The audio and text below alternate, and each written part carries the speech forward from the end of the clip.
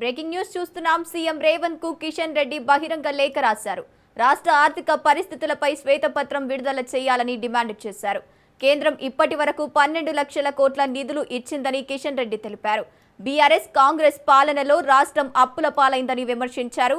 రాష్ట్ర ఖజానా నిల్, కాంగ్రెస్ నేతల జేబులు ఫుల్ అంటూ సెటైర్లు వేశారు.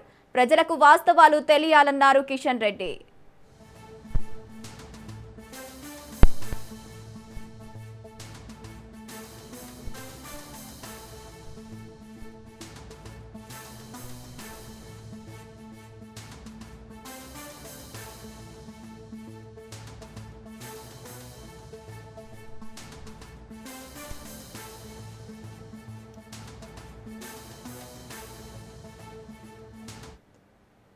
రైట్గా సీఎం రేవంత్ కు కిషన్ రెడ్డి బహిరంగ లేఖ రాశారు. రైట్గా ఇదే అంశానికి సంబంధించి పూర్తి అప్డేట్స్ మా ప్రతినిధి రాజు ఫోన్ ఇన్ ద్వారా అందిస్తారు.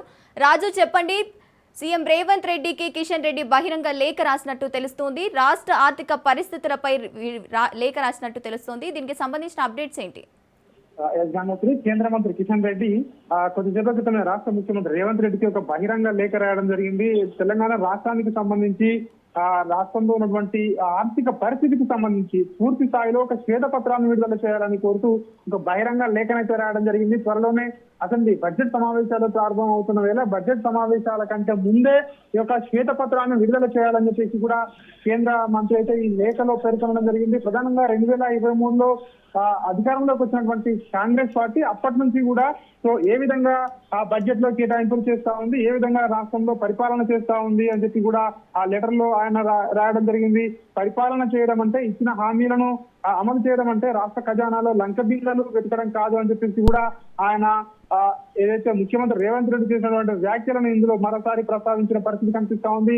రాష్ట్ర ఖజానా గురించి మాట్లాడిన మీరే ఇటీవల ఒక సభలో మాట్లాడుతూ అవసరమైతే కాంగ్రెస్ పార్టీ సోనియా గాంధీ కుటుంబానికి 1000 కోట్లు ఇస్తామని చెప్పి ఏదైతే మాట్లాడడం జరిగిందో ఆ వ్యాఖ్యలను కూడా ఇందులో పొందుపరిచిన పరిస్థితి కనిపిస్తా ఉంది. 2014లో కేంద్రంలో అధికారంలోకి వచ్చినటువంటి ఎన్డీఏ ప్రభుత్వం ప్రధానమంత్రి మోడీ ఆధ్వర్యంలో తెలంగాణకు ఈ 12 సంవత్సరాల్లో 12 లక్షల కోట్లను కేటాయించిందని చెప్పేసి కూడా లెక్కలతో సహా వాటన్నిటిని కూడా లేఖలో పొందుపరచడం జరిగింది. అందులో రైల్వేలకు ఏ విధంగా కేటాయింపులు చేసింది తెలంగాణలో, నేషనల్ హైవేస్ కి ఏ విధంగా కేటాయింపులు చేసింది, అదేవిధంగా గ్రామీణ ఉపాధి హామీ పథకానికి ఏ విధంగా నిధులు కేటాయించింది, ఉచిత రేషన్ బియ్యానికి, అదేవిధంగా గ్రామీణ పట్టణ స్థానిక సంస్థలకు ఏ విధంగా ఆర్థిక సంఘాల సిఫారసుల మేర దానికి సంబంధించి నిధులు ఏ విధంగా కేటాయించిందనే వివరాలన్నీ కూడా కేంద్ర ప్రభుత్వం కేటాయించినటువంటి ఏ దానికి ఎంత కేటాయింపులు చేస్తున్నా అనేది సవివరంగా ఈ లేఖలో పేర్కొనడం జరిగింది. కేంద్ర ప్రభుత్వం 12 సంవత్సరాలలో ఈ 2 లక్షల కోట్ల కనీస మద్దతు ధరను పెంచింది. తెలంగాణ రైతుల నుంచి వరిధాన్యాన్ని కూడా సేకరించినటువంటి అంశాన్ని ఇందులో ప్రస్తావించడం జరిగింది. అదేవిధంగా కేంద్ర ప్రభుత్వం రాష్ట్రాలకు అందించినటువంటి ఏదైతే నిధులు ఉన్నాయో తెలంగాణకు ఏ విధంగా కేటాయించింది అనే దాన్ని కూడా కేంద్ర మంత్రి కిషన్ రెడ్డి ఇందులో ప్రస్తావించిన పరిస్థితి కనిపిస్తా ఉంది. రాష్ట్రానికి కూడా పెద్ద ఎత్తున ఏదైతే కేంద్ర ప్రభుత్వ పథకాలు ఉంటాయో ఆ పథకాల్లో కూడా కేంద్ర ప్రభుత్వం రాష్ట్రానికి కేటాయింపులు చేసినటువంటి విధానాన్ని కూడా లేఖలో పేర్కొనడం జరిగింది.